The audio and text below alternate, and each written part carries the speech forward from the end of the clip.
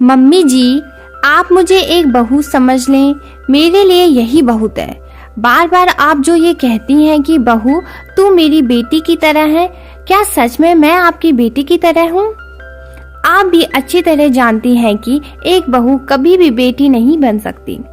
मैंने चाहा कितना भी आपको खुश करने की कोशिश की हो, हर बात आपकी सर आंखों पर रखी हो, किंतु फिर भी आपको मुझ में कोई ना कोई कमी नजर आ ही जाती है। पलक दीदी सुबह 9 बजे से पहले कभी नहीं उठती, किंतु एक दिन मैं 7 बजे उठी थी, तब आपने कितना हंगामा किया था। मेरे एक दिन देरी से उठने पर घर की सारी व्यवस्था चरमरा गई थी। सभी भूखे रह गए थे, क्योंकि अगर मैं खाना बनाकर ना दूं तो किसी को खाना ही ना मिले। जब भी हम कहीं बाहर जाते हैं, आप मेरा घूंघट खींच खींच कर नीचे करती रहती हो कि समाज क्या कहेगा, चाहे दीदी ने शॉर्ट ड्रेस ही क्यों ना पहनी हो, और उसमें आपको कोई बुराई नजर नहीं आती।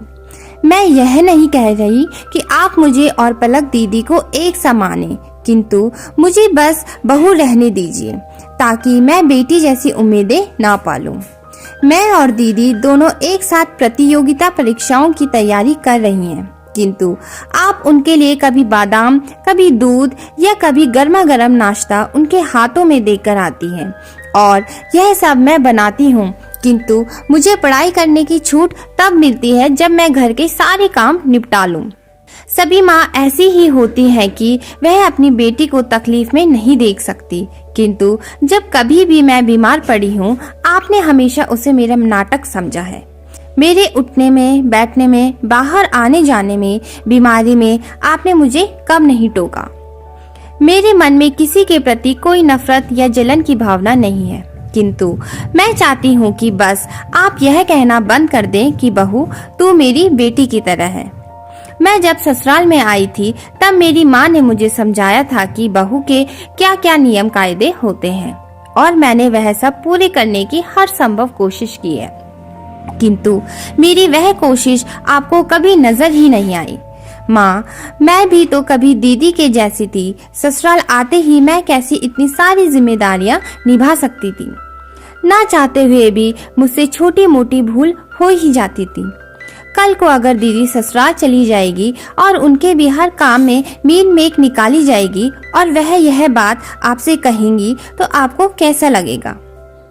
आपको पता है मम्मी जी, मैंने यहाँ की कोई भी बात अपने मायके में नहीं की, बल्कि मैं हर जगह यही कहती हूँ कि मेरी सासू माँ तो बहुत अच्छी है, जो मुझे बहू नहीं बेटी मानती है।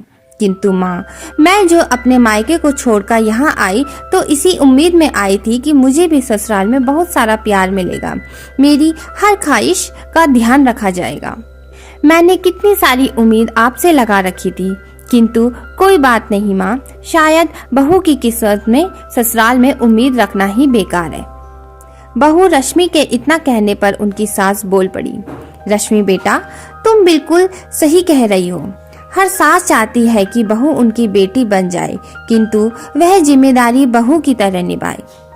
तुम्हें अपनी बेटी बनाने से पहले मुझे भी तो तुम्हारी माँ बनना चाहिए था। मैंने तुम्हारे अंदर सिर्फ कमियां ही देखी, और तुम्हारी खूबियों को तो देखना मैं भूल ही गई कि तुम कितना अच्छा खाना बनाती हो, पूरे घर को कभी शिकायत का कोई मौका नहीं देती। पर मुझे यह सब क्यों दिखाई नहीं देगा?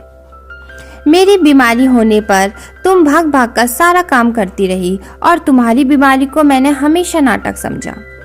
किंतु बहू, आज मैं दिल से अपनी गलती स्वीकार करती हूँ, और सच में आज मैं कहती हूँ कि बहू तू मेरी बेटी की तरह है, और आने वाले समय में देख लेना, मुझ में तो तू अपनी माँ को ही पाएगी।